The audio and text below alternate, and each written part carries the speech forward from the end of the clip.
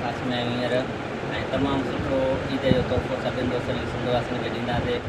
ऐं इन में जेके सिलेक्शन कई आहे ऐं चीफ सिलेक्शन शायर आहिनि भाउ असांजा मुस्तफ़ा कोराई वरी शागिर्द साईं सागर शाह। ऐं हाणे तव्हांखे माना सुठे सिंगर नाले फनकार मुंहिंजो प्यारो भाउ मुंहिंजो मिठो भाउ दिलि से हुन लाइ तव्हांखे रूबरू माना कचहरी कराईंदा। एल्बम जे बारे में ईद जो एल्बम आहे। अस्सलाम वालेकुम या अली मदद मां या तव्हांजो पंहिंजो दिलि से अॼु कंहिं असां एल्बम थी वियो ईद जो अदा हाकिम अली चलो साहब असांजो तमामु प्रियकार भाउ आहे। अदा मुस्तफ़ा कोराई साहब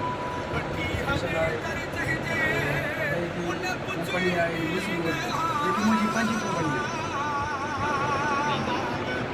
अलाह भलाई करो तमामु सुठी सिलेक्शन आहे सुठा कलाम आहिनि सुठी असां कोशिशि कई आहे। अलाह कमु तमामु दोस्तनि खे ज़रूरी थी सघे।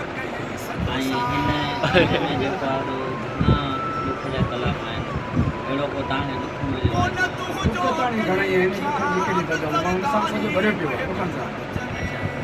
ऐं तव्हां परस्तारनि लाइ कहिड़ो माना मैसेज ॾियणु चाहियो था जेके रुठल नी इन लाइ कहिड़ो मुंहिंजो परस्तारनि खे ऐं आशिक़नि खे जेके असांजा आशिक़ आहिनि तव्हांजी पसंदि जा परस्तार आहिनि उन्हनि खे सिर्फ़ु इहो पैगाम आहे त पाण में मोहबत कयो पाण में ॿधी कयो जेके रुठल आहियो पाण में ॿधी कयो। मुंहिंजो सिर्फ़ु आशिक़नि खे परस्तारनि खे इहो पैगाम आहे त पाण में प्यारु कयो इन खां वधीक ॿियो कुझु न आहे।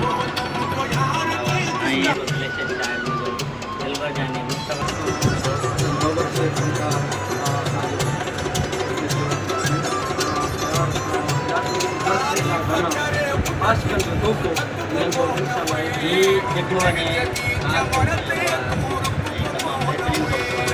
दुख भरियो ही जेको एल्बम आहे दर्दीलो आवाज़ आहे दर्दीलो पाण बि आहे ऐं दुख भरिया जेके गीत आहिनि तमामु सुठो ई एल्बम आहे। सभिनी एल्बम खां ही सुपर हिट एल्बम आहे। असांजे वधीक हाणे सभिनी दोस्तनि इहो नाम कयो भाउ मुस्तफ़ा कोराई जो ऐं जेको आहे तव्हां ॿुधंदा वधीक राय ॾींदा।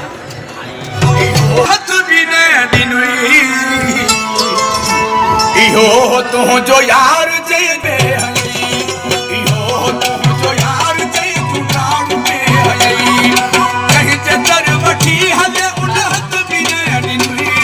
इहो तुंहिंजो यार जे गुनाह में इहो तुंहिंजो यार जे गुनाह में